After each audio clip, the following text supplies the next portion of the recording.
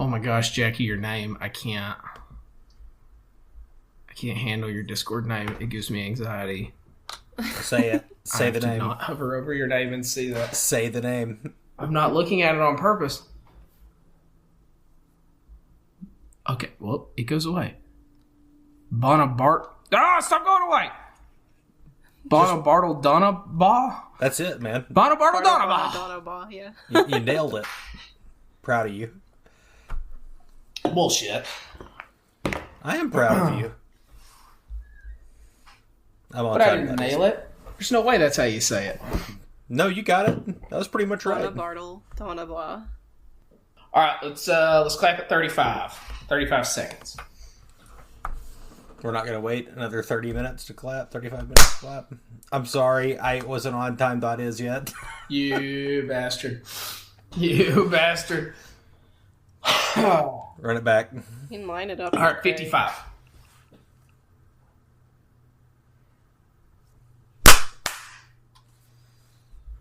All right. Yeah, I wanted to clap for me, being a newbie. The first one I ever did, I lined up. It was just me and Orion in the session, and I lined up off of one of our conversations.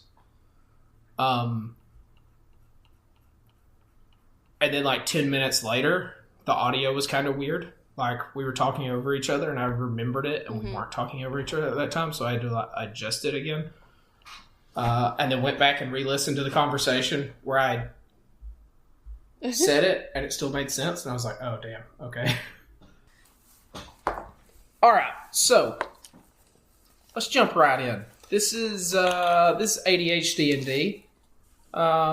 We're doing podcast within a podcast detailing the latest and greatest in friendship. A podcast within a podcast. We're doing, pretty much a one-shot. This is the second episode of it. This is part 2 of a one-shot. Don't think about it too much. Part 2 of the one-shot. You know how that goes. Last time, our folks... Carson, you want to tell us what your character's out here doing? Yeah, so I'm playing an Oathbreaker Paladin named Azel Vindikar.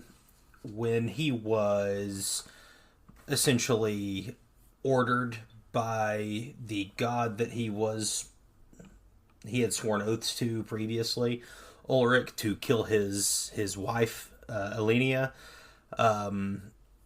Basically, it was Richter. Or I'm sorry, yes, Ulrich. Yes, Richter. You're right. After only correcting because it's very important. Yes, it is very important. After Richter commanded him to kill his wife, and then learning that it was essentially just a test of faith to do so, and he following through on it, he kind of lost his mind and became an Oathbreaker Paladin, and sought out Jackie's character to resurrect Elenia from the dead, and she's a zombie. Now a skeleton. Well, a zombie that follows that he is very protective of and treats like a living human being.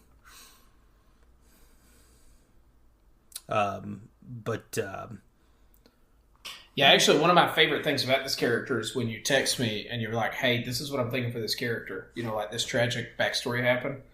And I want his old patron to be Rector. But I'm not sure if that's something Rector would do. You know, I was like, oh, it's perfect.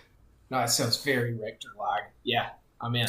And I have, I believe I have an item on me that basically serves as a homing beacon for anyone who wants to hunt me down. Is that correct? Although, does your character know that? Does? I think we said he doesn't know. He has the weapon that he got basically when he was Rector's champion. He was awarded a weapon. I can't remember. It was a greatsword, I believe. Yes, he doesn't. And he hasn't used it. He doesn't use it anymore. And I think we said your character doesn't know it. But basically, it's like a homing beacon where that... Like, long story short, that weapon's special to Rector because he made it or, like, gave it away, right? Like, it has some kind of importance to him. And someone that doesn't follow him anymore has it. So basically, anyone that's a close follower of Rector can find the weapon. Yeah, like Rector's basically just made it this homing beacon. And that's why you're doing what you're doing. It's not like they pull out a radar or It's something 'cause and you look at keep it. I imagine getting- it's like this like sensation in their consciousness of like a compass pointing north. Well, this is like their senses always pointing towards the weapon. Right, yeah. I've pictured it, being like birds. a water bond, almost like they just like, I know something's pulling me that way, I need to go see it. And then I think, though, when they get close to it and within inside of it, then it's like glowing in their vision when they see it. Has been my headcanon for it. And I guess it's D&D, so my headcanon is canon. You are the DM. It can be whatever you want, buddy. Yeah. It's not fanfic here. This is Fanfic of my original canon. world I made. Okay, so he sought out Jackie's character, whose name is Sisyphus. Sisyphus, to quote resurrect his wife. And what happened next? Hey, she resurrected her. She's not like it's not what he wanted. But Not resurrected in the way that No, he as far as thinks she's Azel's concerned, resurrected. it's exactly what he wanted. It's exactly what he wanted. She's back, baby. I have so many spells, and this is why I can't play a proper spellcaster, because this is so many spells, and it's just to the 4th level. yeah, I had to open up. So I usually will make a document of all of the screenshots of all of the spells, because I don't want to have to constantly be clicking through, and Tabs. I don't have these memorized or anything like that. God, There's who 16 does? pages for this.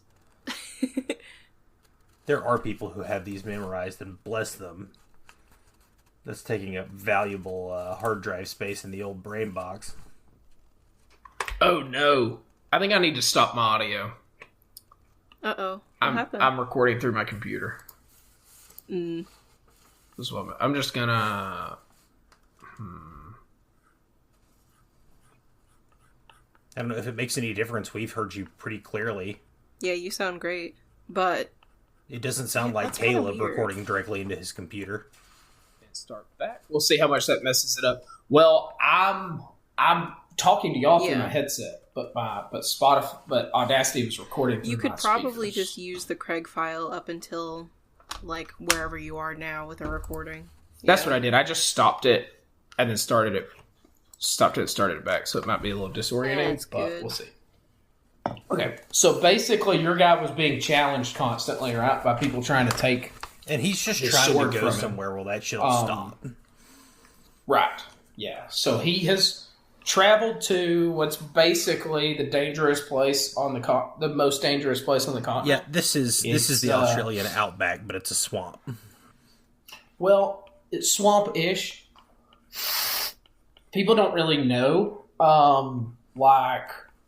It's this peninsula that basically just no one goes to because it's so dangerous. So why would you go there?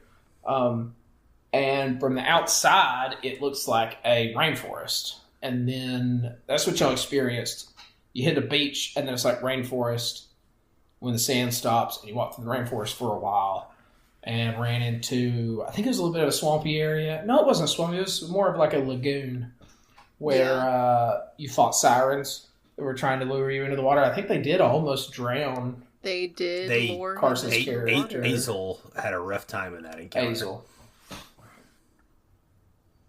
What do you call it when you scramble the letters in a word? What's that puzzle called? Man, I think I'm still recording from my... Did you change it from? I did. But when I mute myself and snap close to the computer, it picks it up. You might have to. Did you close out Audacity and then restart? No, I stopped it and made the audio setup and do it again. So there we go. Yeah. Third time we've restarted. Let's test it again. I refer you back to the last message I sent in the chat in Discord. And also, Caleb has a character here. He kind of joined. Caleb's not with us tonight. Yeah, he's basically the antithesis of Azel. He's like here to hunt undead. He's like a follower of what's the Elder Scrolls god who's all anti-undead. You've got the one quest and another hand touches the beacon. No, that's excellent though. A new hand. Damn it! I messed it up though. Damn it! One of the strangest references for Jacque to have known can't still be in here. our marriage so far was Meridia's beacon, just absolutely out of nowhere.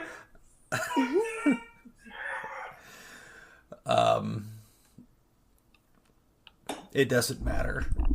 All right, I think I'm gonna be okay now. It doesn't matter, buddy. But no, Caleb was playing.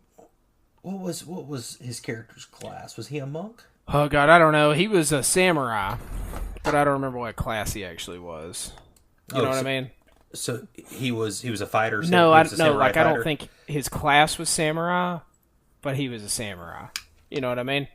But he was all like anti-undead, and he was basically here to keep an eye on Azel. And if he's not here with us anymore, it's definitely because Azel just got tired of it and just killed him. Well, he's I know that's taking away a lot of he's player there when Caleb, we start. All right, so we're just gonna jump back in since I've restarted my audio 3 times. We'll just jump in and see what happens. All right, so we're kind of around like a lake. Real quick, because you've been having audio issues, I did finish it. I'm sending it in the group chat. You have to confirm it or deny it. Confirm or deny.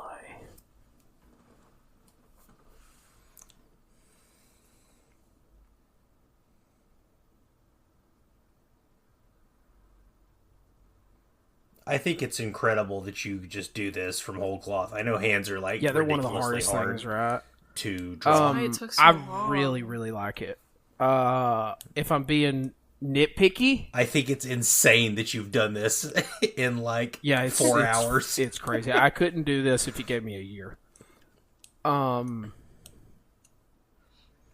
it's 4 hours plus all of the time that I've spent starting and stopping and erasing and then starting and stopping and erasing previously because I hate drawing a cumulative so much 12 hours. I still couldn't do it in a This is year. still ridiculous. In a year, I would give to you something like a kindergartner drew. Send it to Orion right said- now. Well, I guess it's in the group chat. so you If I'm basically being got it. But super picky, somebody, I'm not crazy hold on. about the font. Yes. I don't dislike it No. though. You know, it's just looks. I don't know the word. I'm tagging him in it so that it is I called love to his it, though. attention. God, the picture is so good. I shit you not. I was picturing something. Bret, we did a good job carrying the conversation while they finished that up. Yeah, you're good welcome. job, That's, buddy. Yeah, that was my plan. I was picturing something and thinking, God, I hope this is what it looks like when Jackie's done. And I shit you not, it's better than what I had in my head. It's good shit. Hell yeah. Thank you.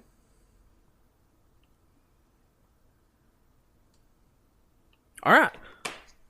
Hey, I'm I I'm can going change to the- brag on you. All one right, more let me hear time. it. How cool am I? No, I'm sending it just to you, Bret. In Well, if you're bragging Or on me, am tell I? everybody, man. Just do it right here on the pod. no, I'm not bragging. I'm not Oh, bragging. I'm not going to on read you. it I've had then. 33 years to do that. I haven't been alive that long, so you haven't had that long to do that. 33 years in a week. That's even older than I am. 33 years and a Less week. than. Oh shoot! I got to charge my computer.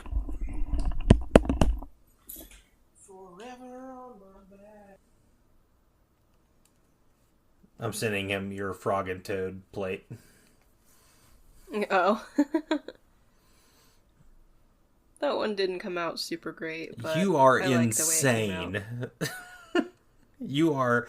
That is wild, considering that the colors shift after baking and the medium you were using. I think it came out incredibly. Thank you. So for Jackie's birthday, we went to Frog and Toad! a place called the Art Cafe, Yeah. Yeah, Jacque painted That is Bret, so good. on a dish. Again, give me a year, Thank you. and it looks like nothing. I think that's what I said last time. God. Why would you send that picture? Burn that picture. Burn your phone so that picture doesn't exist. No, it's fine. He has ascended approximately a foot off the ground. The world's worst elevator. The good news is ground attacks won't affect me. You gotta levitate. It's my hidden ability. Normally it's thick fat. I don't know, you doing it looks more like a magnet rise situation, right? Where like you're Yeah, that's fair. like, oh, I have another ability. Okay, Magnet. let's play Oh, yeah. D&D. Alright, so we're just gonna jump in. We'll pick up right where we left off. I think you've just finished off these sirens. Well, you finished off the ones that were being aggressive. There were still more in the water, but they have swam off. So now does anyone remember Caleb's character's name? It's something incredibly dramatic. I don't remember, and I Pretty don't remember sure what it was Sisyphus Dinglehorn. sounds like. Let me write that down so we don't forget it again. No, it's something. I know it's not Parthenax, but it's not terribly divorced Dinglehorn. from it. So In concept. Azel, Sisyphus, and Dinglehorn are standing here on the edge of the water. Like I'd said before, it's very, I think Jungle Book rainforesty. Jungle Book may not technically be in a rainforest, but that's what I'm picturing. Except for you've kind of come to this alcove where it's open, and there's this little body of water in front of you, a huge rock in the center, and then it's just kind of trees, back into the Jungle Book, all around you. Azel is dripping with water and has shaken out of his stupor. Definitely looks worse for wear. Like he almost drowned because he did almost drown. But the only thing he cares about is Alenia's safety and then secondarily Sisyphus' safety. So he rushes over to Alenia and is just like checking her over and making sure that she is safe. She's a zombie, so she does not look to the outside observer as though she's safe or alive. Make a medicine check. Azel does not With see that. disadvantage. Okay. With disadvantage? Here's the thing, I'm proficient in medicine. I'm not. If any of my They're all thralls alive. died, I don't think they did. I have no idea if I took any all had health full damage. health. I'm just going You all to had say full that I health. did. You long rested after this. I think everyone took damage and stuff, but we played that months ago. Even though these are coming out within a week of each other or something, we've had months in between. You just count a full rest. It's fine. And Ooh, an 18 and a 3. We hit opposite ends of the spectrum. Yeah, so shit's that's great. 5. she was great. She was completely unharmed. So good news. Also, This is like Call of Cthulhu, a sanity roll, where I actually want to roll poorly because it means I didn't comprehend. Yeah. That's why I gave you disadvantage. It made sense to me to give him disadvantage because of his mind state. But I kind of hoped you would roll well anyway, especially when you said you were proficient, because it'd be like, oh my god, she's a zombie. I am not proficient, though. He's +2. That was horse apples. I am not proficient. Oh god, Leonard's a zombie. So, yeah, she looks great. Jacque, this is something we talked about last time in case you don't remember. Technically, Azel's wife is like one of your thralls, but we're not counting her as one of your thralls. Like, you still have all of your thralls and her. Okay. Yeah. Okay. Yeah. I do think I remember Just that, making sure. I have the ability Yeah, we talked myself about all this already. to, It's so boring. control undead. And We talked about it. I just basically there was a spell you could cast. She is constantly under the effect of my Yes. animate dead. Yeah, animate dead. But I'm okay with no one losing any resources for her being here. It's strictly roleplay. She's just here. So, I have no concept of how many spell slots I have. well then, I guess it doesn't matter, does it? So, I mean, I have the Paladin page pulled up, so I'll fill it out really quick. all right. So, what do you want to do? No. We are literally just pushing as far into this wild terrain as basically we can go. Right? Think you said your plan was basically find a place here where you're like, yeah, I can stay here, and then you're gonna stay. And then I don't think we talked about this, but I assume then Sisyphus will leave. Yeah, Sisyphus would head back to town. I forget where and that is and what the name is, but she like runs an apothecary, so she has a pretty good. She got shit to do. Yeah. Community there right now. So all Azel is looking for is basically a defensible position, like a cave or something that he might be able to clear out, or somewhere where he can kind of put his back to a wall, so to speak, where he won't be surprised, where he can, if somebody was coming to challenge him, at least it'd be head on and he would be aware of that happening. We're walking along, right? Are you? You tell me. Walking along. So you're walking along, and this is what you're looking for, right? Probably. Because I wanna propose an idea as Sisyphus. Okay. Well, you go ahead and propose this idea. We'll say y'all walk along, and so I guess y'all are going back into the jungly area, and I want Azel to roll me. Staying away from big bodies of water. Roll me a. It's a funny thing to say on a peninsula. Roll me either investigation or perception, whichever you prefer, while you're looking for this defensible position. Who, both of us? No, just you. Unless Sisyphus helping, and then she can roll one too. She, right? Is Sisyphus? Yes. Okay. Investigation or perception? Yeah, I don't care either one. Yeah, There's not much difference. Azel's not good at either of those things, which is honestly fair. That's a 10 plus 2, 12. Perception. I am gonna roll in 1 second. That is an 8 plus 8, 16. 8 plus 8 plus 2 minus 2. Yeah. As some would say. 16.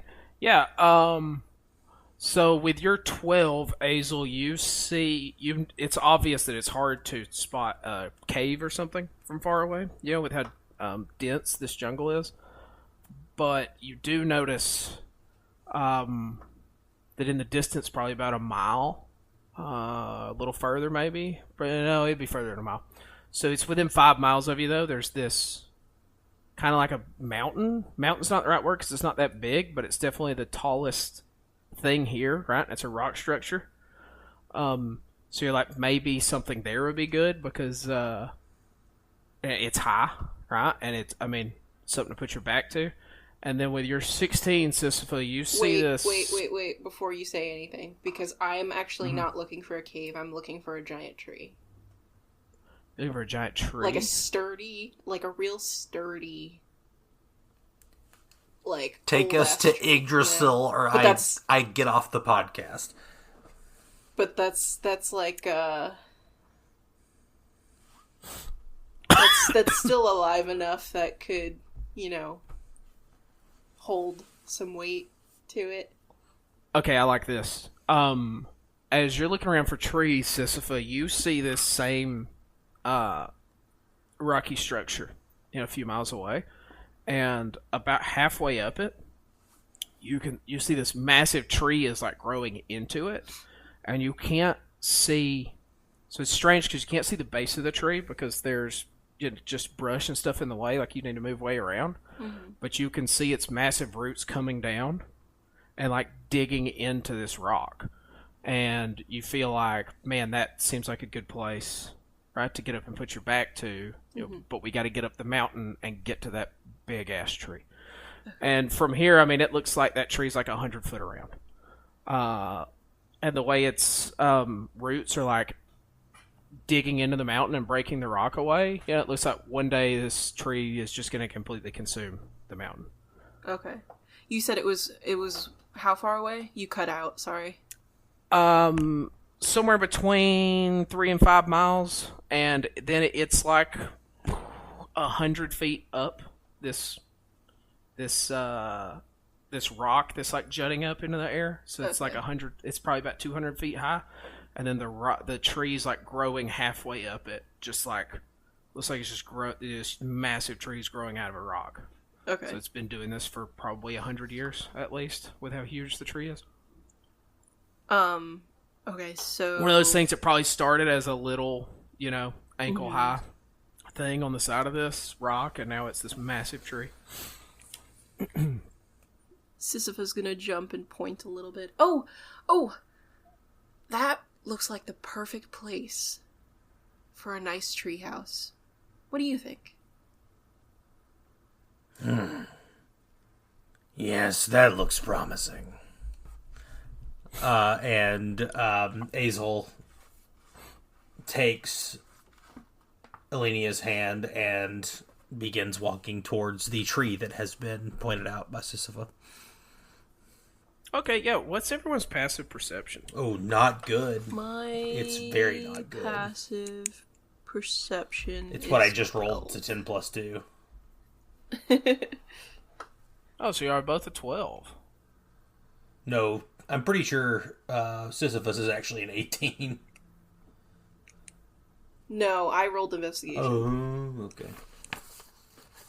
My perception is passive 12. Investigation be 18. Okay. Yeah, so y'all walk through this forest for a while, and it's still very dense. There's not any kind of trail that you see. You're just kind of how are y'all moving through? So basically there's areas that are real thick, and then it'll kind of thin out. Are you like walking around these thick areas into the thinner areas? Are you hacking your way through like Clayton would? So Gideon, Azel has a long sword and a great sword. It's actually kind of funny in my mind that he would wield the great sword specifically for the purpose of hacking through the foliage, because he does not care if that blade dulls. Is he doing that? Yes. Then? Make a charisma saving throw. I mean, I am pretty good at that. I know. We'll see what happens. I could crit fail it, I guess. It's a 5 plus 15, 20.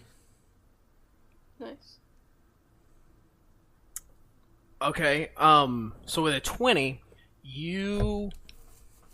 Azel uses this greatsword for a few swings, and then, he just kind of goes into a trance, where he's just clearing this brush away, and at the end of it, he realizes he's using his longsword, and he hasn't been using the greatsword, and he's not sure when he switched. Is the greatsword just like back on his back or something? Yeah, it's back on his back. I would say Sisyphus saw he used it for 3 swings and then just casually put it on his back, drew his greatsword, and kept swinging without saying anything. It didn't seem abnormal to Sisyphus. I don't think Sisyphus would question it if it didn't look strange. No, it just looked like he's like, I dealt with that, put it back, draw the longsword, and kept going. Like his eyes didn't glaze over or anything. He just, stopped using it. Okay, so about the time you realize that you're using this longsword, you've come to an area where the forest looks a little different again. So it's kind of thinned out here. There's still these tall trees overhead and vines hanging down from them, but the forest floor is what's changed a little bit here. There are these plants. There's lots of these plants that are growing here. They're the stem is about a foot thick, and then they stand about they range between 2 and 4 feet tall, and then they have a huge, Like the part on top, like the flowery part, isn't a flower. It's this like huge bowl. That's about 4 or 5 feet. Has about 4 or 5 feet diameter around it. And they're just kind of covering this area here. You can just walk through them. You can chop through them. You could walk through without touching them, although that would be kind of hard. It just sticks out to you because this looks different than anywhere you've seen in the forest so far. Would I maybe know what these are, given I run an apothecary and I'm pretty familiar with plant life? Sure. Make a nature roll for me, and we'll see if you know what they are.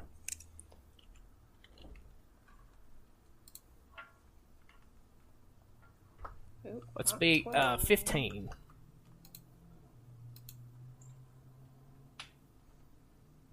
Oh. 11. 11. So,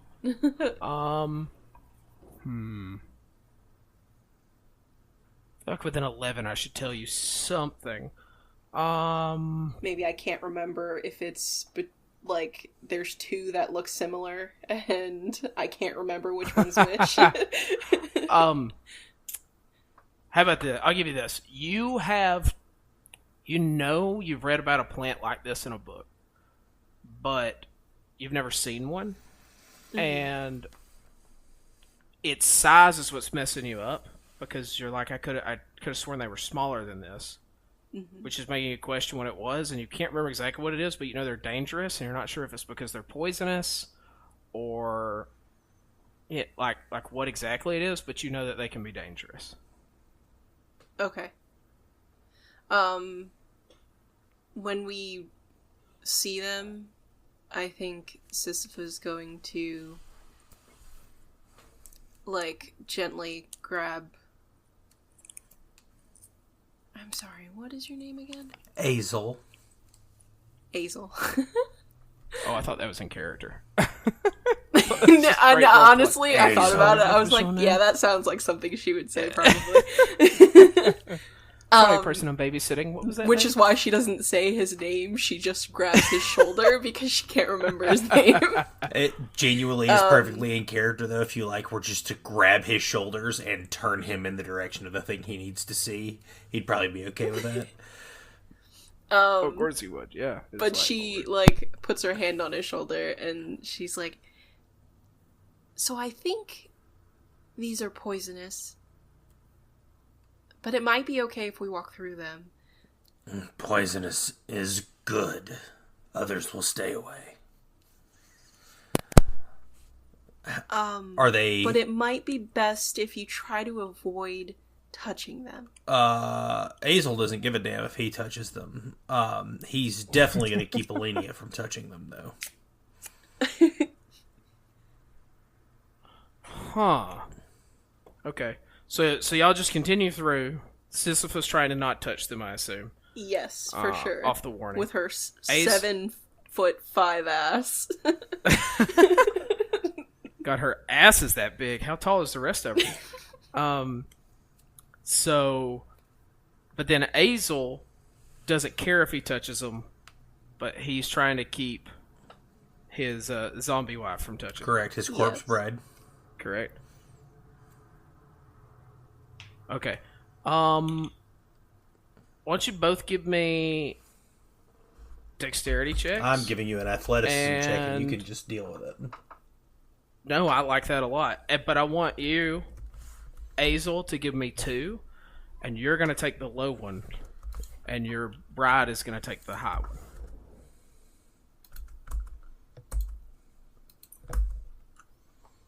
Oh, shit. That's not what I meant to do. Hold on. I'm sorry. A 66 will save. You did it. You're in no date. You fly over the place and to the tree. You rolled Congratulations. very poorly on a D220, though, to be fair. You did. That's a natural 20 for Alenia and a 24 for Azel. Wow. Okay, Wow. Let's try this again. Okay. 15. Man, freaking level 15 characters. Okay. So you move through these plants, and you're able to, even though I said they were kind of grown chaotically and hard to avoid, somehow the three of you just kind of weave through them without making contact with any of them. There's a couple times, Sisyphus, that you get close, but you don't actually make contact with them, and you swear that it feels like the plant's moving towards you when you get close. Which can't be for sure. Make another nature roll for me. Yeah.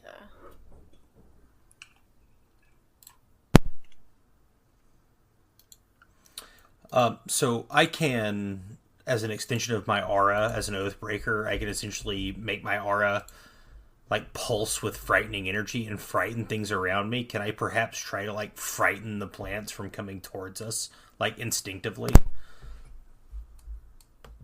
Yeah, sure. If you want, I can just roll that into your 24 and 30 roll that you had. Like it's actually one of my channel divinity the plants options. were moving, and they were moving away from you. That's actually... I'm gonna let you roll. That was a 13 on that nature check. I'm gonna let you roll another one because you definitely saw them move because they were actively moving away from Azel as he walked through. But then it seemed like they were moving towards you as you walked through. Okay. 22. 22. With a 22, you remember the name of them, and you can name them because they don't have a name. They're basically, and now it makes sense, like it's clicking with you. You're like, I have read about these, and they are really small. These plants eat flies and like small bugs. Mm-hmm. And that's why, like, you just couldn't draw the line to it because they're just they're huge. They're here to eat people. And yeah, basically they're Venus flytraps. So as Azel, so he's got got Elenia in a threshold carry, walking through this area, and like sees the plants begin to kind of thinks he sees the plants begin to move towards them, and like actually like snarls at them and snaps at them, almost like a feral dog or wolf, you know, like just kind of in expressing that he, you know, it would be better for you if you do not do this.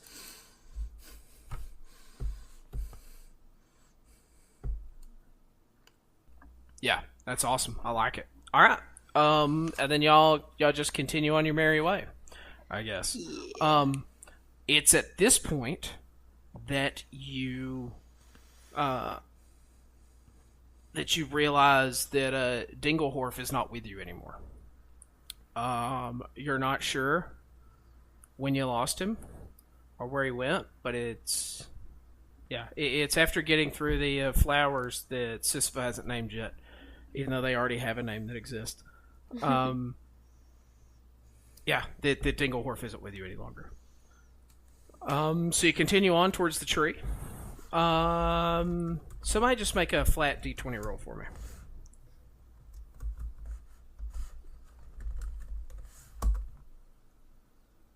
$19, beat you to it. 19. Okay. Who? I thought you were the only one rolling. You said somebody roll. I didn't know if Jacque was trying to. I just saw immediately it said you were typing and only you, so I figured everyone was like waiting on you. Yeah, I was actually typing a message before you asked us to do that. That was going to be penis guy trap instead of Venus fly trap, and that's why Caleb's character was no longer with us. But yeah, the reason that I like hanging out with you is because your maturity level is just so high. 34 next week. It makes me feel like a child so much.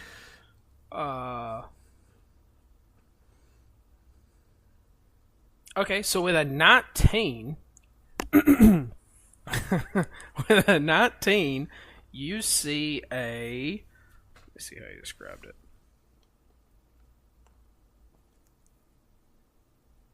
Dead air.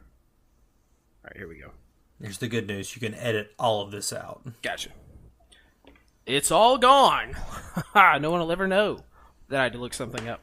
Okay, so with your 19... you see just like 30 yards away off to your right, this massive castle. And it doesn't make sense that you haven't seen it before now because it looks so big that you should be able to see it like from the shore. You know, like across the river that's created this peninsula. Which is if you take like a 30-yard detour off to your right, there's this huge castle. Or you could just keep going forward towards the tree. I am here to get away from people. If there are people here, they need to be dealt with. I want to go to the castle. So you're going to the castle. Okay. You go to the castle. When you get up closer, you realize it is in a state of disrepair. No guards or anything, and it looks very... well... How much knowledge does... how old is Azel? You're a human, right? Yes, I believe he is human. No, he's a half-orc, actually. But they have human lifespans to half-orcs? A little bit shorter, I think.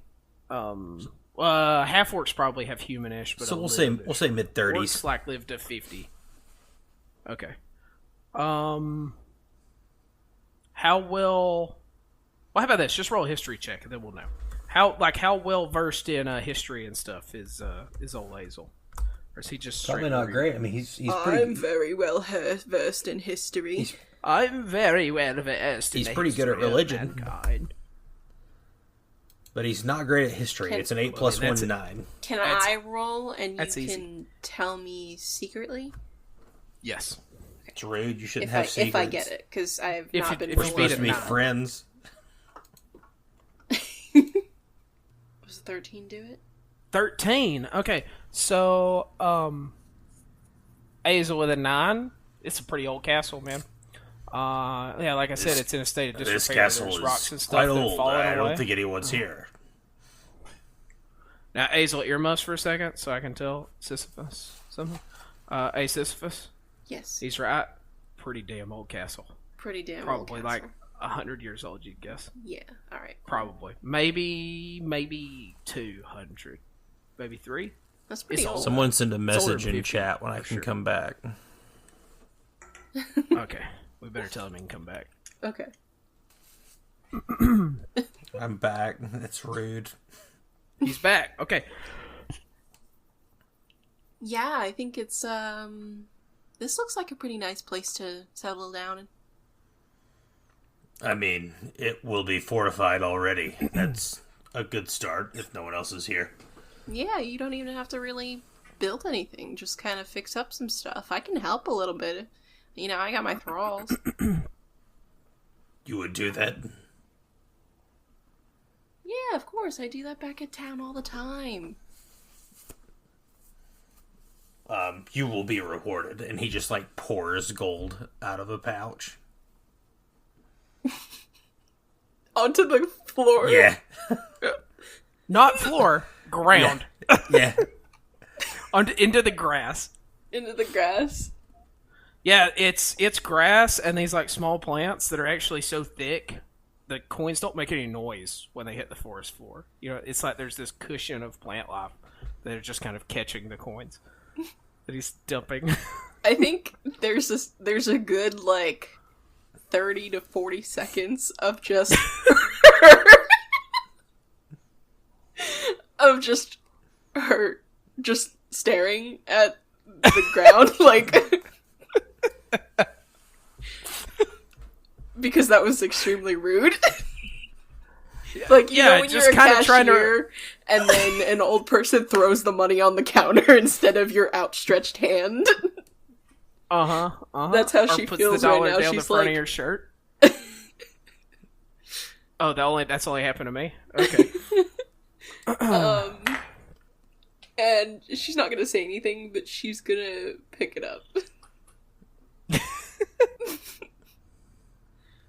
And then she will summon... like, after Azel pours it onto the ground, I think he just turns and starts heading towards the castle. Like, I don't think he sees, like, any of that registers with him. Exactly. That's exactly what I was assuming happened. Yes. Right? So he's already, like, she's standing there for 30 seconds alone. He still has Alenia at a threshold to carry. Like, he did that, like, one-handed, like... Okay, so she'll summon 2 thralls while she's picking it up, and then scurry to catch up with Azel. Yeah, okay. Yeah, so you catch up with Azel right as he's getting to the door, and so you both see this as these massive wooden doors. They look real heavy and thick. They have the whatever those doorknobs are called on those old doors that aren't knobs. They're just the circles that lay flat, and you grab them and pull those rings. You just pull them, and a huge keyhole underneath these rings that you use to open the door. And then there's like a piece of paper that looks like it was ripped out of a journal or something. It's like an eviction taped notice in between the 2 doors. yeah, kind of like that. But if a kindergartner ripped a piece of paper out of their notebook and then wrote an eviction notice, is more what it's like. So it's taped in the middle of these 2 doors, right beside the lock, and in this terrible scratchy handwriting, and it just says, "Locked, go away." Azel takes out a pen that he has on him and writes "no" onto the paper. Okay. Now it says, "Locked, go away, no." In much neater handwriting, it says no. You sure about that? Even if you have bad handwriting. That's true. You are a half-orc. Make a dexterity check. Let's see what your handwriting is like. The funniest reason to make a dexterity. No, make a sleight of hand. Sleight of hand check. Would it which be is probably just a with dex check for you. disadvantage, though, because he's still holding his corpse bride? He's just holding her hand, No, right? he's threshold carrying her. Yeah, it's disadvantage. One of them's probably decent, but it's impossible to know. One of them was probably good if it's a 31 total. We'll just call it like a... You gotta keep them separated. You can just tell me how bad's your handwriting. It's pretty rough. But he's gonna take like he's gonna take the 2 rings and like knock on the doors. Okay. Okay. Yeah. So you take the rings, you knock. There's this loud crashing sound, right, as they hit. It disturbs some birds all around you, like in the trees. You just hear them take off, and no one responds. He's going to try the doors. Yeah, you pull the door. It's not locked, after all. It opens. When you pull it open, the tape rips because it's in between these 2 doors, and the paper falls. Azel did not know he was a psychic, but doors were not actually locked, so... Yep, going inside. Yeah, so he pulls the doors open, and when you do, it's a little bit jarring because you expect to see this, like grand hall or something, like some sort of hall in front of you, but it's actually like a mound of dirt. You open these doors, and it's a dirt wall that's packed in real tight so the dirt doesn't fall as the door opens, and then after looking at it for a few seconds, you realize that there's a hole at the bottom. It's like dug in and does go into the castle. But the hole is like it's down at your knees. And if you get down and look at it, it's like small enough for a halfling or gnome to like fit in. And anyone taller than that is going to have to get on their hands and knees and crawl into. You also notice when you look down this that it is stone floor on the bottom. So it is like still the interior of the castle. But it's not a normal entrance. I wish I had the ability to conjure just a ton of water and pour it into this hole. But alas, I do not. You have to shoot it in there, Let me though. see what I've got. Because it is still a hallway. It's like when you look down it, picture a hobbit hole, right, from Lord of the Rings. That's pretty much what it looks like is going on in there, except they've somehow built it inside of a castle. Within 30 feet of you is fucking useless. What? Detect evil and good. Yeah. Are you gonna cast that? 30 feet is not far. No, it's basically worthless.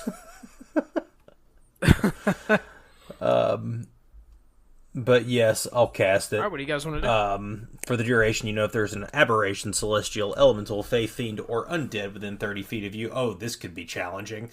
As well as where the creature is located. Similarly, if there is a place or object within 30 feet of you that has been magically consecrated or desecrated. The spell can penetrate most barriers, but it is blocked by 1 foot of stone, 1 inch of common metal, a thin sheet of lead, or 3 feet of wood or dirt. Oh boy, okay. It's only within 30 feet? That's boring. Yeah, I know. Okay. Take it as more if it's more interesting for you. What? It's going to be a little more. Read me that list of creatures. The undead, the... Celestial, aberration, elemental, fey, fiend, or undead. I guess this just happened, so you're going to have to tell me what you think about this. With the... Let me see what these monsters are aberrations. Okay. I'm gonna say this. I'm having trouble looking these monsters up on my phone right now. So I'm gonna say this: for your detect good and evil, all around you pings with aberrations, and basically, I'll just say this to make it simpler: like evil creatures, just everywhere. Like it's more than you can count. You think within 30 feet of you, there's probably 50 plus. Like things watching you that you should be worried about. That's crazy. The magically consecrated, you get a slot ping at this castle. Basically the feeling you get is, it was probably a long time ago, and there's that leftover magic or something, it's still here, even though nothing's really protecting it anymore. Residual magic. Yes. And then that tree you've been heading to, you don't know what it is. You've never seen this happen when you cast this spell before. It's like a pillar of light going into the sky while the spell lasts. So you're seeing all those things. You're getting that residue off of this castle, dangerous shit, magical creatures all around you, and the tree that's like a beacon from heaven in the distance. Approximately how far is the tree from the castle? About 3 miles. And that's another thing, is you've never seen the spell work from this far away. Sometimes, especially with how experienced you are, basically how high level your character is, you know that this spell works better for you than other people you've seen cast it, but you've never seen it work. Like 100 feet tops if something's very powerful, and you're talking about 2 or 3 miles away, you're seeing this super powerful, beacon. What do you think, Sisyphus? I don't like this place. If getting away from people is your goal, I think we might have to travel a lot farther.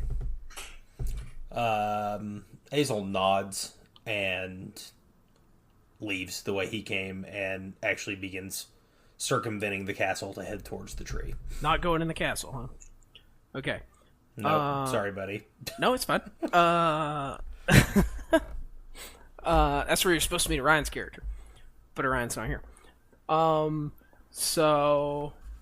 Alright, so you continue on your way. Make, somebody roll a d4. I will let Carson do that. I have not been having much luck.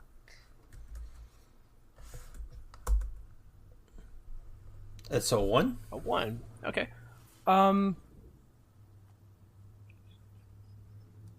So you keep making your way through this forest, and you kind of hit a spot where it gets just real dense, and even if you try hacking through it, it's just going to take hours to get through it, and you're not sure. You're not even sure how long it goes, right? But you know that if it's 10 yards of this, it might, it could take 45 minutes to get through. So, you notice that there are these little, like the whole forest has kind of got dents like this right here with these thorns. But you notice there are some paths you can take. They don't look man-made. They just look like these random natural paths. So you just pick one and go down it.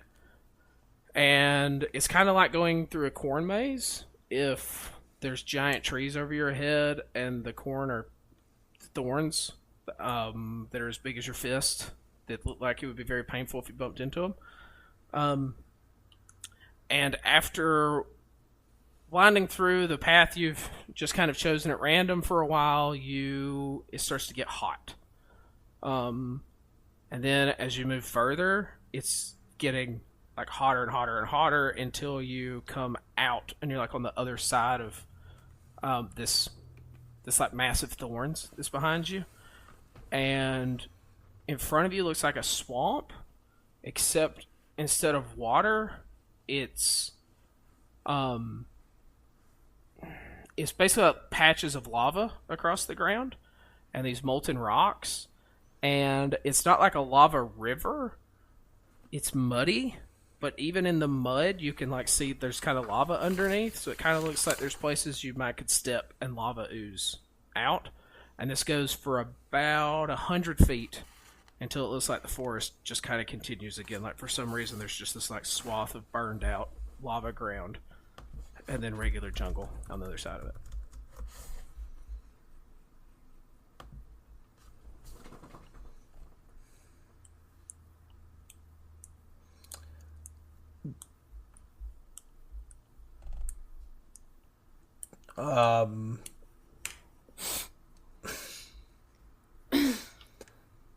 Okay. So this probably shouldn't be here. He says to Sisyphus. You think? I think. And Azel is going to use Summon Greater Steed. Okay.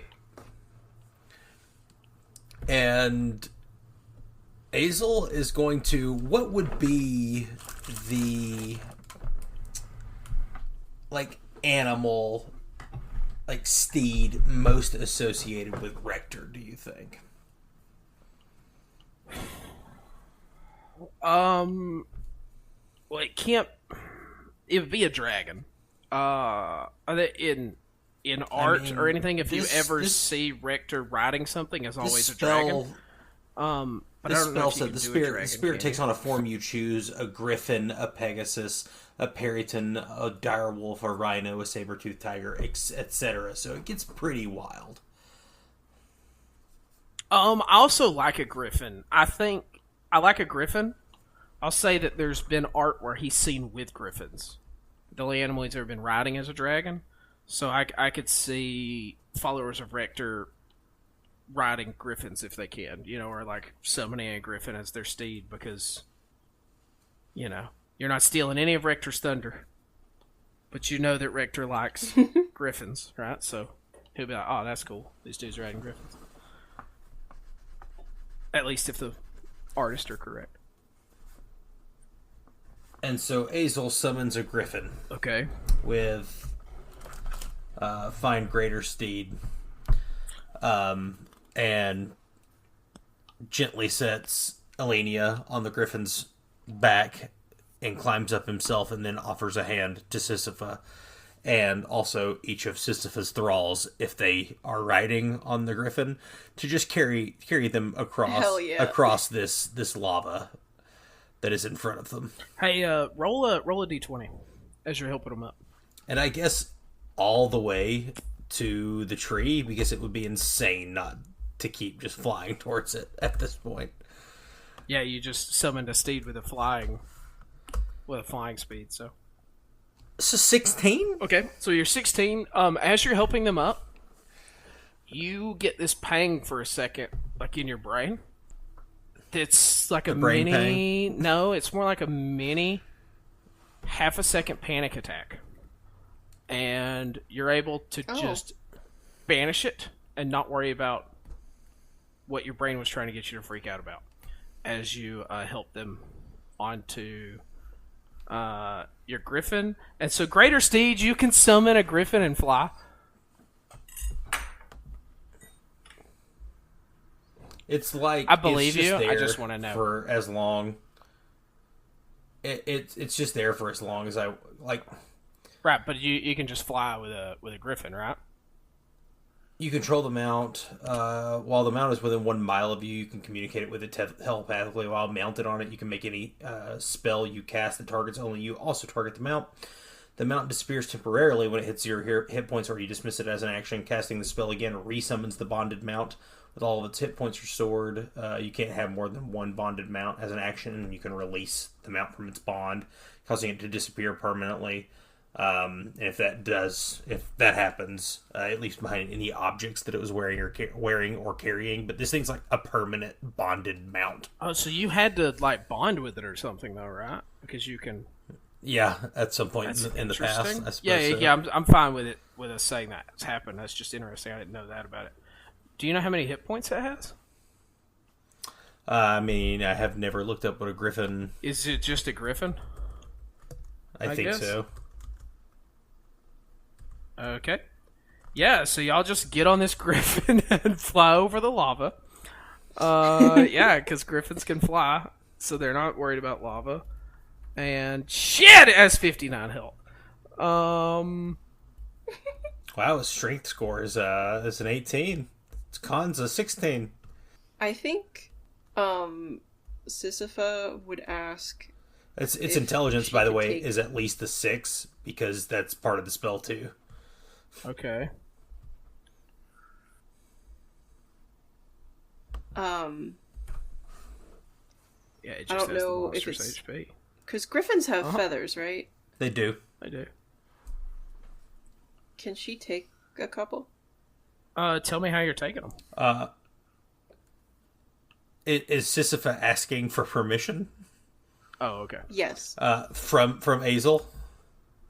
Yes. Azel's going to ask the griffin, whose name is Griffin, if that's okay. I don't know. You know this griffin better than me. You've bonded with it and stuff. I'm seeing it for the first time. I mean, he's got to tell. He can speak telepathically with it. It's also part of the spell. Yeah, and the griffin's cool guys. with it. It actually plucks like 5 feathers out itself and hands them to Sisyphus. That's perfect. All Griffin's names are Griffin. Yes. By the way, they're all named Griffin. Oh, How 5. many did you say I got? Not that it matters, because I don't know what I could use them for, but it just seems like No, something you got I would 5 griffin feathers, and not just any griffin. Azel's Greater Steed Griffin.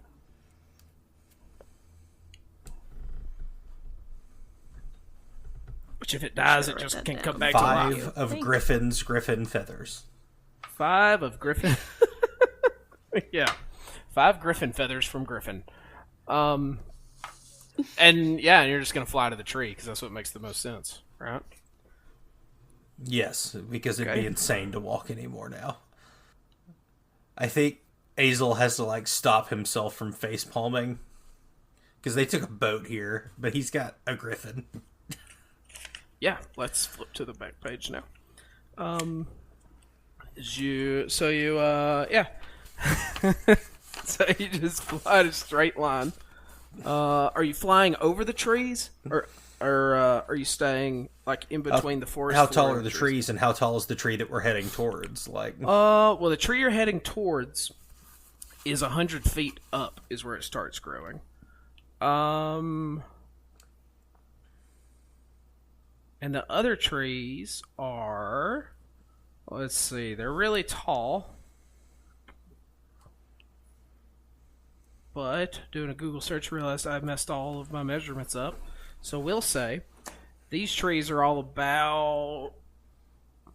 I mean, as long 80. as it's pretty easy to find this other tree. Yeah, they're all the 60, rest of the trees. 60 to 100 feet tall. So basically, They're this flying tree up above the canopy. Yeah, this tree you're going to is even with its base is even with the tallest tree around here. Wow. So you're over the canopy? Yeah. Okay.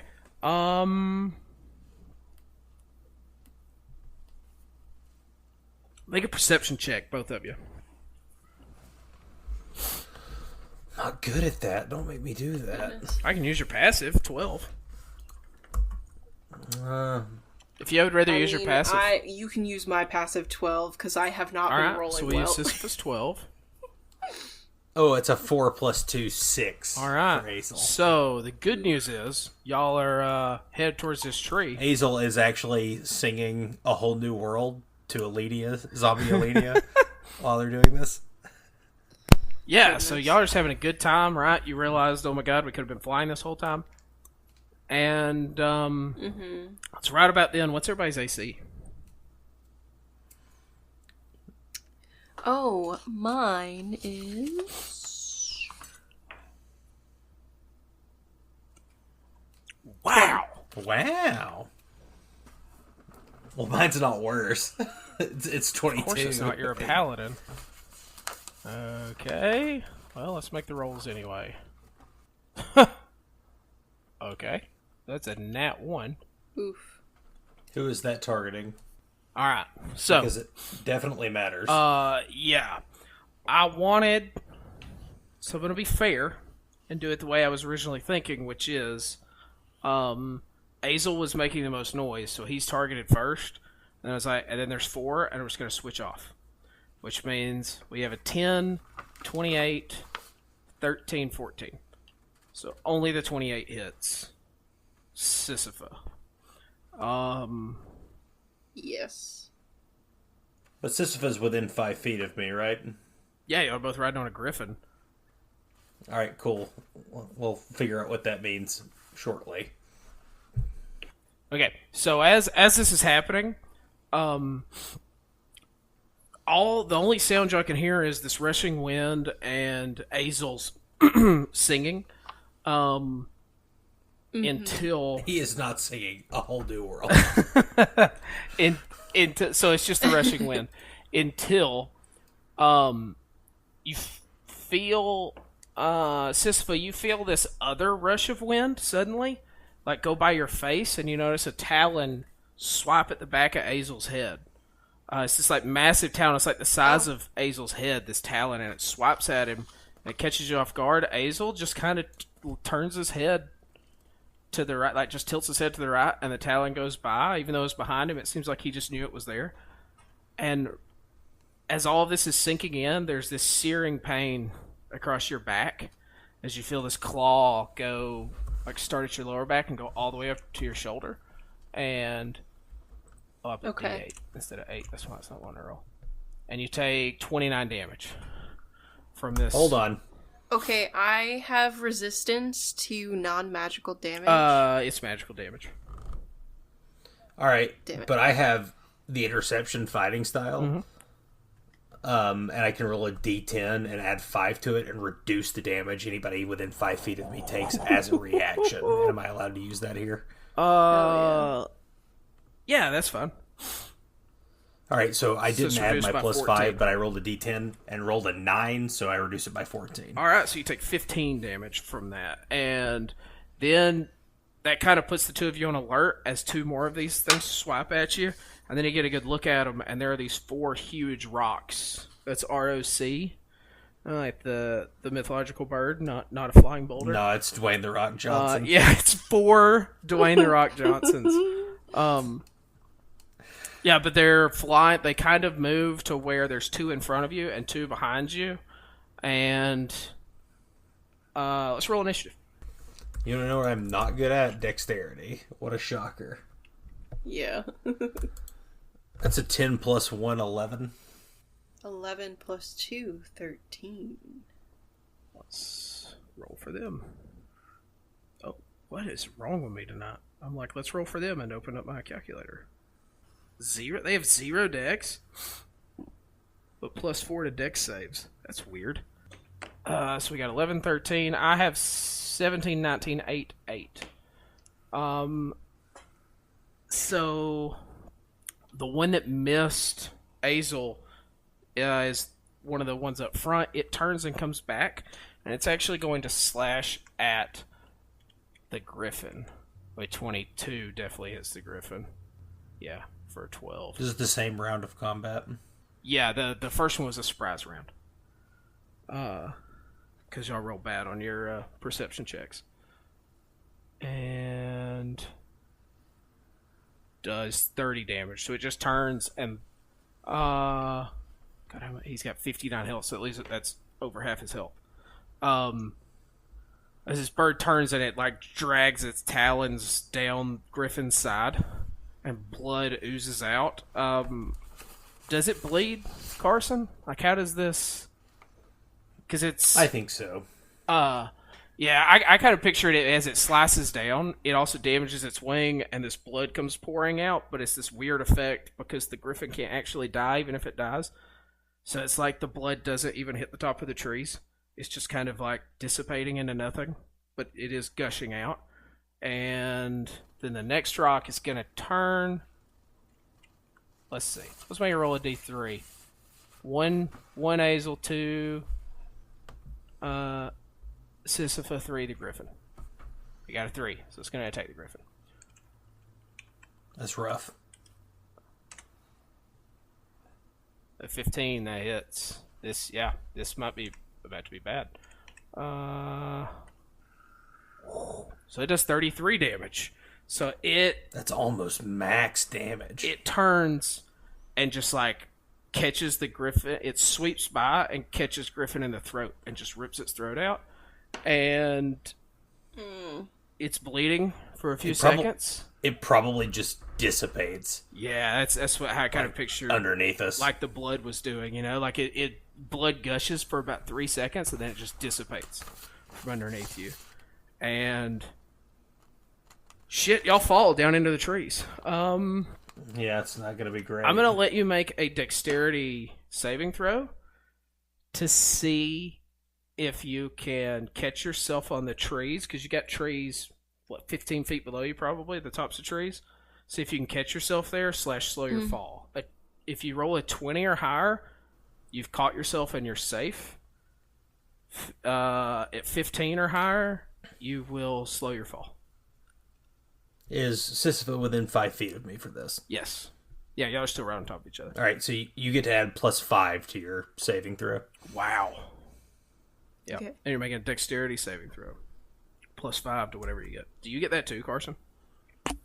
I do. It's a 16. Okay. Oh boy. That's a 9. Okay. I don't remember how fall damage works.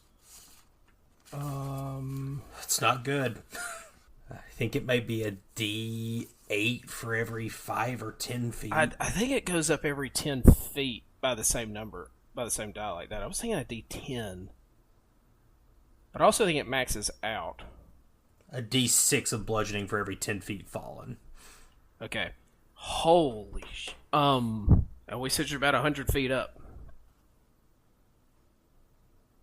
Yeah. 10d6. You said a D6 for every Yes. 10? Mm-hmm. So it's 10d6. But Carson, you beat the DC. Or Azel beat the DC. So... I beat the base DC. I slowed my fall. Yeah, you slow your fall. So I'm going to let you take 6d6. This is non-magical bludgeoning damage, though, right? Oh, yeah, for sure. Yeah. Thank you. I was going to say I want y'all to roll. Okay, so then I have a resistance. Wow, that's a good roll. 28 on 10d6. 6d6 So is half what I'm that. taking. Yeah, you take 66. Why do you take half that, Sisyphus? I have armor where I'm resistant to non-magical awesome. damage. Yeah. And just You said as a you passive fall like for- 115 feet and take 14 damage. You fall and you're like, ow, my elbow. I take 22, but it's actually also half because of a perk for being an Oathbreaker. God, I love it so much. At the 15th level, I gained resistance to bludgeoning, piercing, and slashing damage from non-magical weapons. So, 11 bludgeoning damage. Let's see. What would they do? Buzz Lightyear falling with style. So, what happens to my thralls? Do they just die? Oh man. Is that a big deal for you to I don't think resummon there's. draws? I don't think there's any way It is, because I only have the ability to do 3 summons, and that's it. I don't think there's any way also that Azel could have caught himself, because he would have grabbed Alenia and be holding her and have his back to the ground, so he hits first. Well, if you want to do that for flavor, give yourself 4d6 more damage, and I'm okay with it. Or don't. I'll just re-roll 10d10. 10d6. They're 10d6, yes. Or you can do that if you'd rather do that. So I'll take 20 points of damage.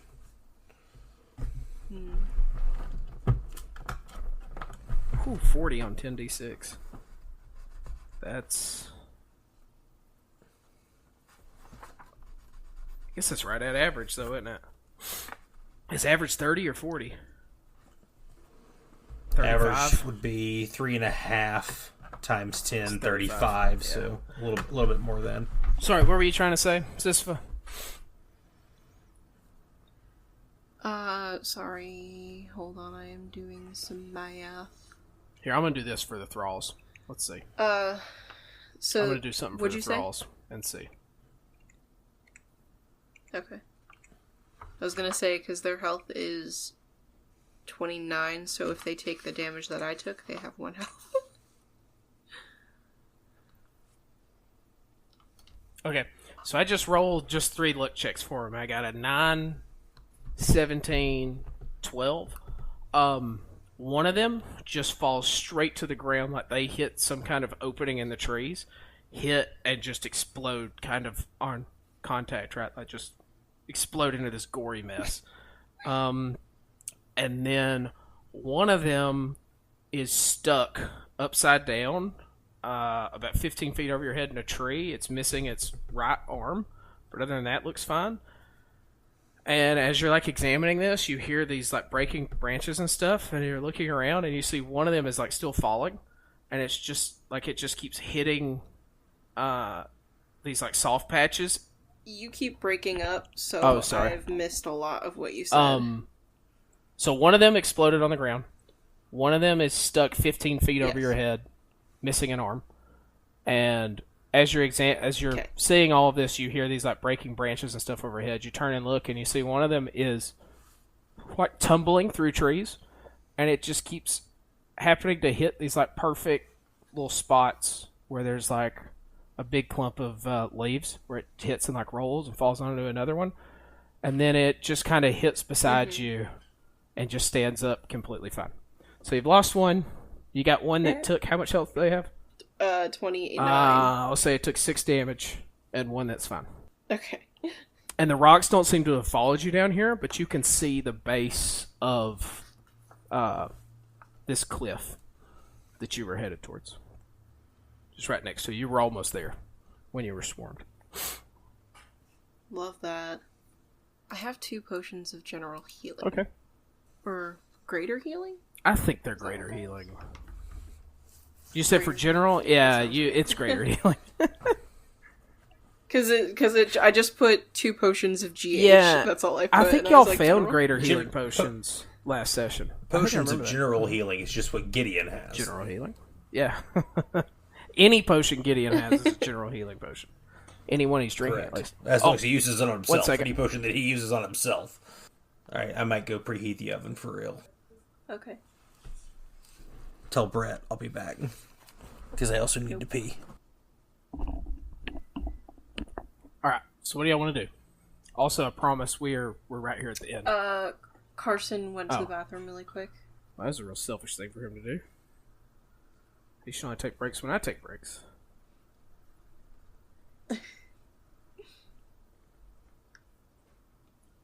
When he said he was going to summon a griffin, I was like, there's no way he won't point this out, but please don't let him realize it has a flying speed. Wait, I'm sorry, you broke up again. Man, why do I keep doing that? I'm not sure. I was just saying it was fun. When he summoned a griffin earlier, I knew it was going to happen, but at the same time I was thinking, please don't let him realize it has a flying speed. Don't fly over my lava trap. Okay, so what's happening? So Carson, where we are is where we were when you left. What are y'all doing? Y'all are at the base of this cliff. The rocks didn't seem to follow you down here, but it would be safe to assume that they are up ahead, up above you. So we're at the base of a cliff. How tall is the cliff? I assume the base of the tree is... It's the one atop this cliff? No, the top of the cliff's about 200 feet. The base of the tree is 100 feet above you. It's about a 100-foot climb. Or flat. Is it just a sheer cliff wall? Make an investigation check. If you're looking for how climbable it is. That's a 12 plus 13, 1. Or, 12 plus 1, 13. Sorry. Yeah, that's not how math works. The first way you said. It's a 12 plus 13, 25. With a 13, it doesn't look like the easiest climb with a 13, but it's not straight up. You look at it, and there are names that come to mind of people that could climb it no problem. But it doesn't look easy. With Alenia in tow, I'm assuming it would probably be impossible, so I would like to look for other means of scaling this cliff, paths or having to skirt around it to, find a slope that we can actually walk up rather than have to climb. Okay. Even when you're 13, I'll tell you this. It's definitely not going to happen on this side. It doesn't look like there's any easy path up to it. It looks like it's going to be a climb. You could walk all the way around and check. But, I didn't know how to describe this earlier because I kind of said mountain, but it's not really a mountain. It looks more like basically a god had a huge rock and threw it down at the earth, and this is where it landed. Basically, it's just like this giant rock sticking up out of the ground, which I know mountains can look like that, but it's not a mountain range. You know what I mean? It has a mountain range miles and miles behind it, but right here it's just looks like somebody, or maybe like someone knocked the top of one of those mountains off and it tumbled and fell here. So it doesn't seem like you're not going to be able to have like a stairway up it. But you could walk around and try the other side if you want.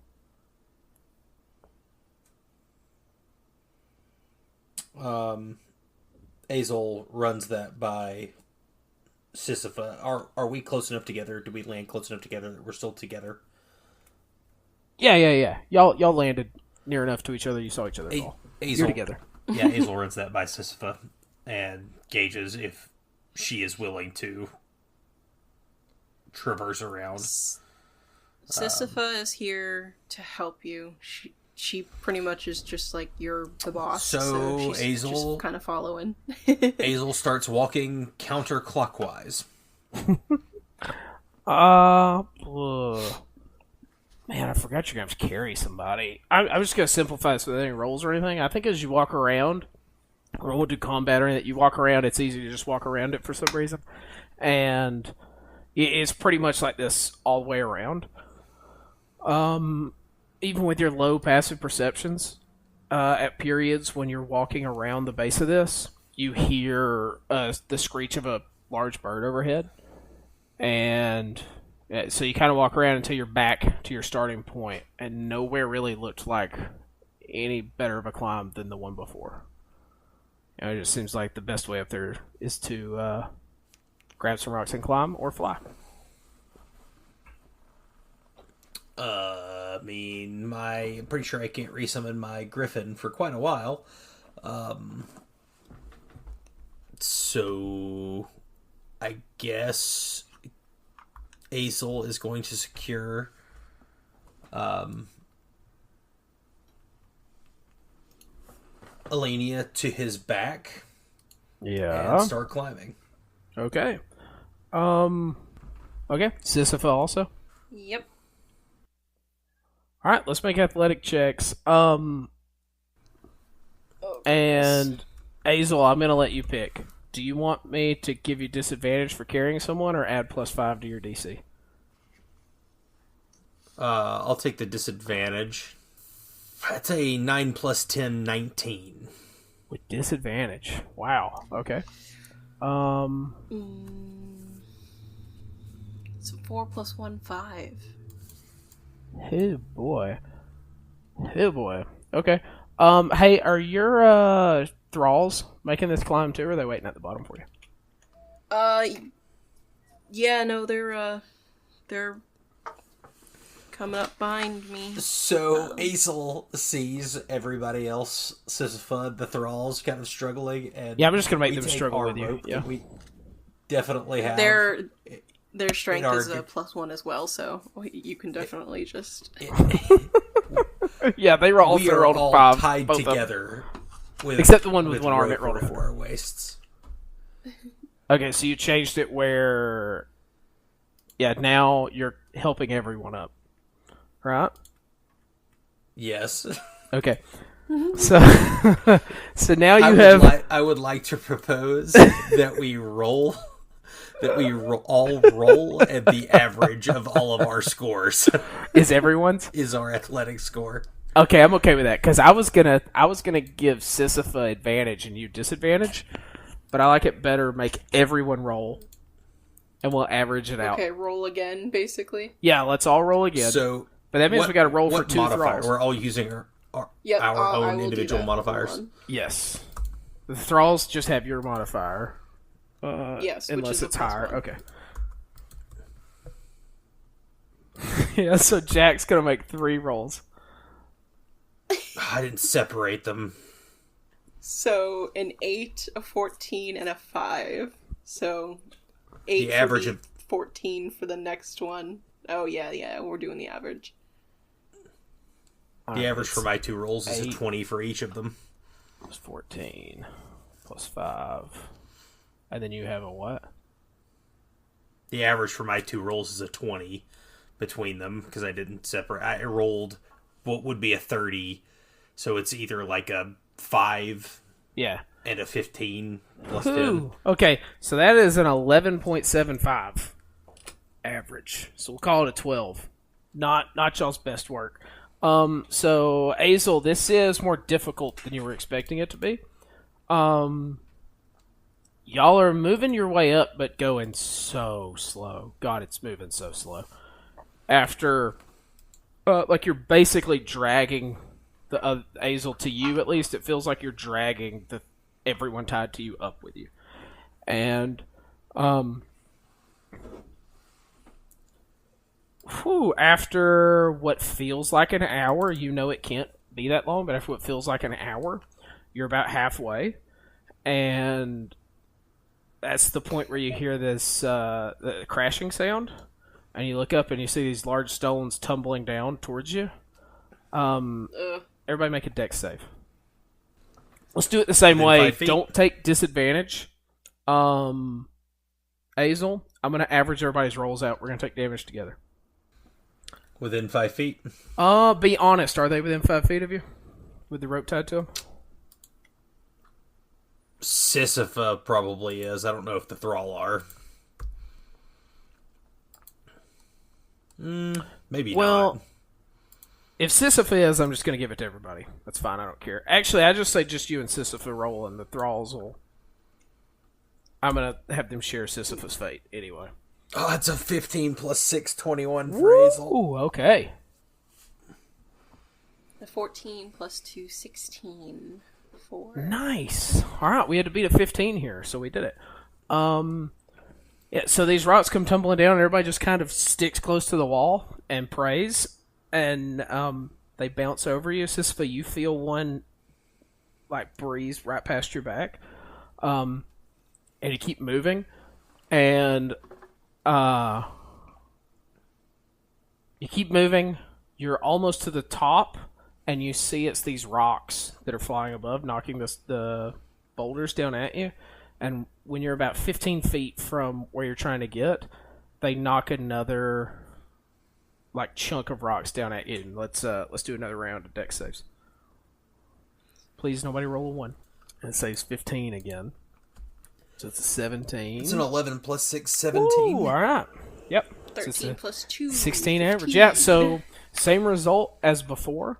And then you're able to get to the top of the, like, this ledge, right? You pull yourself up, and you see it's a large platform, actually. It's probably, it's about 50 yards in diameter. And there's this large tree taking up the back portion of it. And there's also, like, the ground here is flat.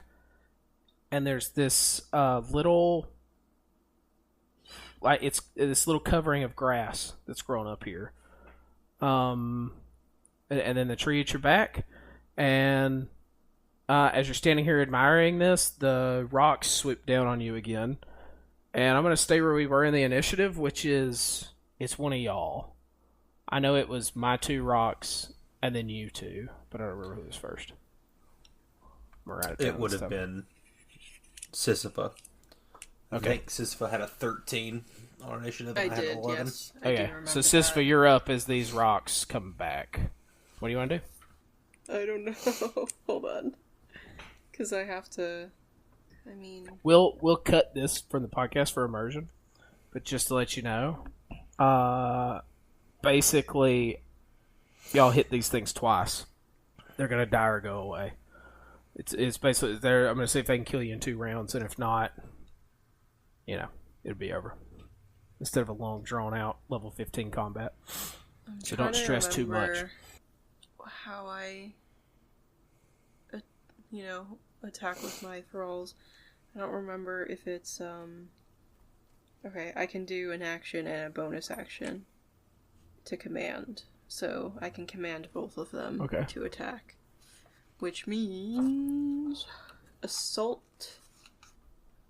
You want me to just roll for them, right? Yeah. Just roll for their whatever they do. I'm gonna roll 2. I'll separate it. Are both of them attacking? They are both attacking, correct. Good. And it's so a 19 plus 9, 28, and then a 15 plus 9, 24. Yeah, those both hit. Now, this is important. Which one are they attacking? Are they attacking the one that's hit you? Are they attacking the one that's hit Griffin? Are they attacking the one that killed Griffin? Are they attacking the one that hasn't hit anyone yet? I'm going to say you can don't think that tell. They know which. You can tell by the amount of blood on their talons. Right? The one that has the least is you. The one that has the second most didn't kill Griffin but hit him. The one that has the most killed Griffin, and there's one that looks like it just bathed. And that's the one that must have missed Azel. I think they're just going for whichever one's closest to Sisyphus. Okay, the one that hit you. Yeah. Alright, yeah. Roll that damage. Okay, alright. So that is... You want me to just combine it? Yeah. Since they're hitting the same one? Yeah, that's fine. Okay. Modifier is...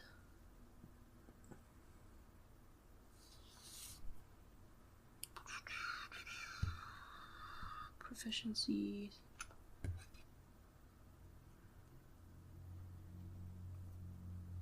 Ooh, nice. So 26 total damage, and they have to succeed a Constitution save or become poisoned. Whoa! Until the end of the next turn. Well, they roll d20s for damage? Oh, sorry. Dang, man, I was just gonna let it fly. I just looked at the total. I thought I put 10, not 2. Hey, it's fine. I'm so sorry. Don't apologize to me. Just remember, Carson's the reason that you're about to roll a lower number. No, that's fine. I hope you roll 30. Appreciate that, because I genuinely didn't even realize I did that. Okay. Redo. 15. That is tough. I mean, the average is like 13, and you only rolled like 3 above it with your d20s. Alright. 15, yeah, so your thralls come in. What do they attack with? Just their claws and like... And maw, they just come in.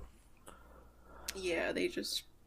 So these rocks kind of swoop down low and are coming straight at you, and then one of them is just bombarded by these 2 thralls as they just grab around its neck and are clawing it and like biting on it and slowing it down. And then, is that it for your turn? We move to Azel. Alrighty, Azel, what you doing? To keep it simple, they're moving. No, that's not what they would do. I can't do it. 2 of them are moving in on one side of you, and 2 of them are moving in behind you. But like Sisyphus, they're swooping on us. Yeah, they're swooping, but they've swooped down low, is bad. right? Like they came from high, and then when they got within 10 feet of you, they swooped eye level and are coming right at you to like snatch you. That's what it looks like. Like, what I would do is I would actually like prepare an action to attack when one of them tried to come and try to pick me up. Okay, you want to do that? Yeah. All right, we'll do that. And then it immediately moves to their turn, and the first one moves to you to try to scoop you up. What do you do? Gonna attack. All right, let's see it. That is a 7 plus 12, 19. Yeah, that's going to hit. It's going to be hard for you to miss these things. So, as a level 15 paladin, I have improved Divine Smite. Whenever I hit a creature with a melee weapon, the creature takes an extra 1d8 radiant damage, just like off the top. My longsword does a d8 in one hand, so I'm just going to roll 2d8 and add my damage modifier on top of it. Okay. Are you not using it? Are you using a shield or something? Is there a reason you're not using a two-handed? Shield. Okay. I am using a shield. That's why my AC is 22. Gotcha. But as an Oathbreaker, I also get to add my Charisma modifier to my melee weapon damage rolls. So my damage modifier is actually a plus 12. Jeez. So beat I'm rolling 2d8 plus 12. So roll higher than a 3 on those 2d8, and you do more damage than Jackie's thralls together did. I rolled 18. I combined 6 on my 2d8 and do 18 damage. Okay. I was hoping for more. Okay. I could smite, but I'm not gonna. Alright. I don't know, do I get my extra attack? Because I was preparing an attack action. Yeah, go ahead and do your attack action. That's fine. Go again. Yeah, 24 hits. That's gonna hit. And I do 19 with the second attack, so I do a combined 37 damage. Alright, tell me how you kill this rock that's flying right at you. Chop off both of its talons, and as it crashes into the ground, bury my blade in its chest. Yeah, it's... Is that within 60 feet of me? Oh, for sure. I'm going to use Soul Siphon as a reaction. Okay, so it starts to screech, and about 1 second in, your blade cuts it off as you plunge it down into his chest. And what does Soul Siphon do? So I can regain 1 expended summon slot. Heck yeah. As long as the CR is greater than my spell slot. It is. Which is... It is. 2? This is higher than than the max spell slot, so you're good.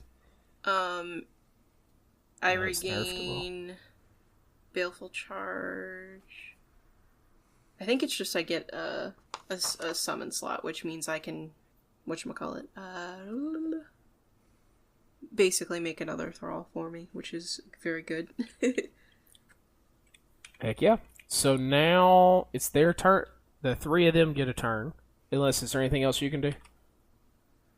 Azel? Are you done? Paladins don't really do bonus actions, so no, I think that's about it. Okay, so they kind of split on y'all, and they were going 2-2. And this is all happening at the same time. So Azel immediately killed one of his. So I'm rolling 3. The first 2 are attacking Sisyphus, and the third one's attacking Azel.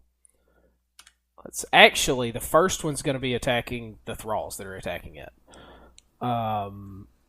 So we have a 13 plus 9 hits. 22 on the thralls, 19 on Sisyphus, 14 on Azel. How many of those hit? Doesn't hit me, but does hit the thralls. Okay. Definitely doesn't hit you either, Azel. We'll say it attacks. Are the thralls within 5 feet of me? Is one of the thralls within 5 feet of me? Yeah, sure. What does that mean? 10 feet of me. 10 feet of me. Does it get an AC we'll find boost? out whenever you do damage. Oh, I gotcha. No. 26. How much health do your thralls have? 29. Yeah, 29. Is it's hitting both thralls for 26? No, it's hitting one of them. It's just going to attack one. I'll reduce the damage by a d10 plus 5. And y'all both got missed, didn't you? Yeah. Mm-hmm. Alrighty. We're back to Sisyphus. Just roll that, whatever. Reduce the damage by 8 plus 5, 13. Half that shit. Yep, so half it. Nice. Takes that 10 damage. And you said it's my turn? Uh-huh.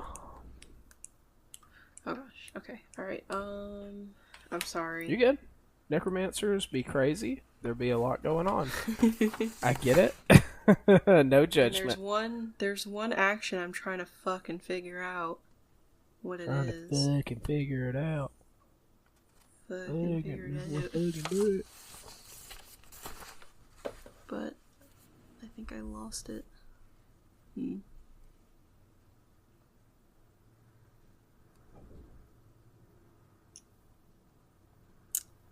know what I will do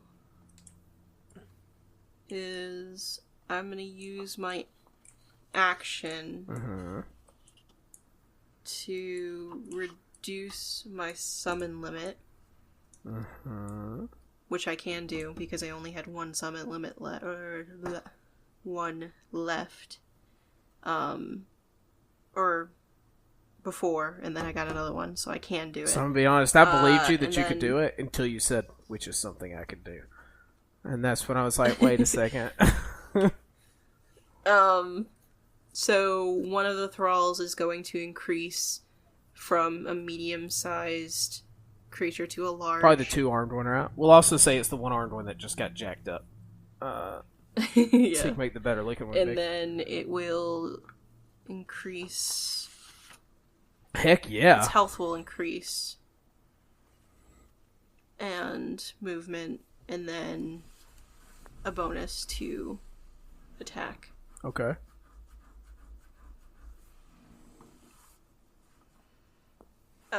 And then I will use my bonus to make that one attack. Okay. 102 will kill it. Goodness gracious. 102! Well, that be 102 damage. Only gators can take I'm that just much trying to make damage sure from that I these did parts. it right before I press enter. Press enter, and we'll roll with it. Even if you did one D220 again. Oh, I get an additional damage die, so I can actually do 2 of these. Does that Is mean there the another- modifier? Yep. Is there another dead Does that mean griffin? the modifier Or rock, excuse me. also doubles, or... I'm sorry, what? What's the question? Undead artistry, let me look for it. But I can roll an additional damage die We'll just roll another one. with this thrall. So if it does... But does that mean the modifier also doubles? No, it means if it Okay, does alright, that's 1d8 all I damage, needed. it does 2d8 damage now, plus the modifier. Okay. 28 total. Whoo! Okay. How does your thrall... Tell me about your thrall getting bigger and then killing this rock. What's it look like?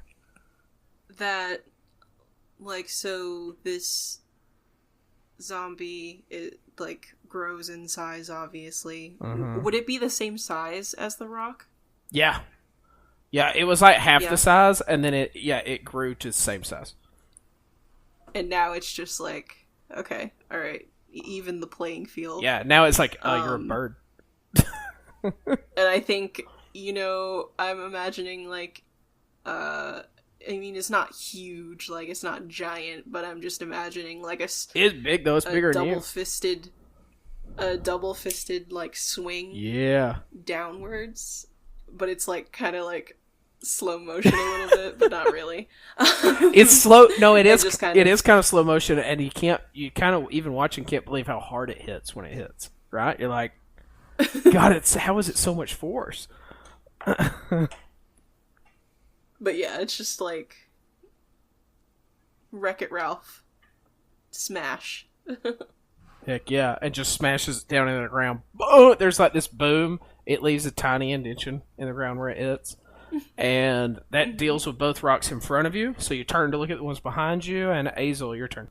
I would like to Azel would like do the same thing, kind of just approach the area where the rocks would be threatening himself or Sisyphus' thralls, and just be prepared to attack as they swoop down and try to attack.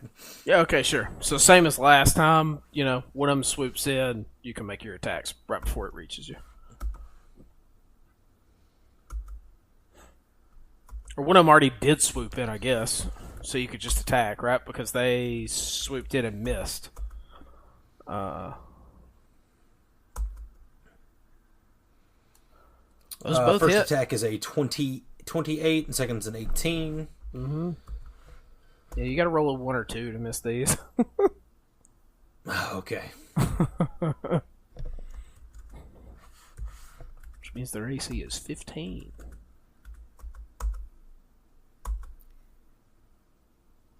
Ugh, I'm rolling so low on my damage, though. It's a 17 for the first attack's damage. Why don't you smite it? If I smite, I feel like I don't really need to. I know for the speed of the encounter, I could. You don't need it But later. Could I attack both of them? Yeah, do it. Like, Yeah. okay. Alright, fine. I will burn a third level spell slot, which is, I believe, 4 D8 additional damage. That's so much. I don't need that much. No, that would be... You're attacking both and smiting one of them? Is that what's going on? Smiting the first. I'm smiting the first one because I only did 17 damage, and that's not enough to kill it. So, so I'll smite it for 2d8. Okay. Which is just a basic first level spell slot smite. And that adds 14. Finally, roll well on a d8. Yeah, tell me how you kill this one. Slashes it across the beak with his Balls off. initial. Well, it's all one action, I guess. The smite is included. Oh, it's fine. Nah, man, break it up, make it pretty. Slashes it across like the beak as it's as it's diving at us with its talons, I suppose, instead of its beak. No, this one was diving with its beak for some reason. Cool. Thank you. Yeah, gotcha. Slashes it across the beak, and like catches it across the eyes with his blade. And as it kind of crashes into the ground, like past him, where it's diving past him, he just like his blade starts glowing, but it's not like radiant light. All of this is like necrotic damage more in its origin, and just like slashes it across the wings and like takes both wings off. Yeah, and when the wings come off and it crashes to the ground, you see the wounds glow with this radiant light for about half a second, and then that is like eaten by this black necrotic energy that like as it eats away this radiant light, it also eats more into the rock than what the blade did. And you hit the other one too. For 19 damage. Reaction for Soul Siphon. Okay. 19 damage. 19 damage. Okie dokie. Well, I also need to smite to finish this one off. Yeah. Are you gonna smite? Tell me how you kill this one too. If you're gonna smite. Just 6 damage. 6. It's fine. On that smite. Smite it. Go off, Azel. Kill 3 in 12 I'm seconds. using my last Soul Siphon for this one too, by the way. Okay. As he pulls his blade back and flicks the blood from slashing across the wings off of it, the blade starts to glow with that same energy, and he actually throws the sword, just buries it in the chest of the diving rock as it's diving towards him. Yeah, Wasn't a throw weapon attack, but we'll make it's cool. You throw it into it, it crashes like 10 feet away, and then slides. Like it looks like it's gonna crash into you, but it just keeps slowing until its beak like touches Azel's toe, so he could pull the blade out. He rests his foot on the beak as it like slides to a halt in front of him. Lifts his foot up and kind of steps on it a little bit. Yeah, that's great.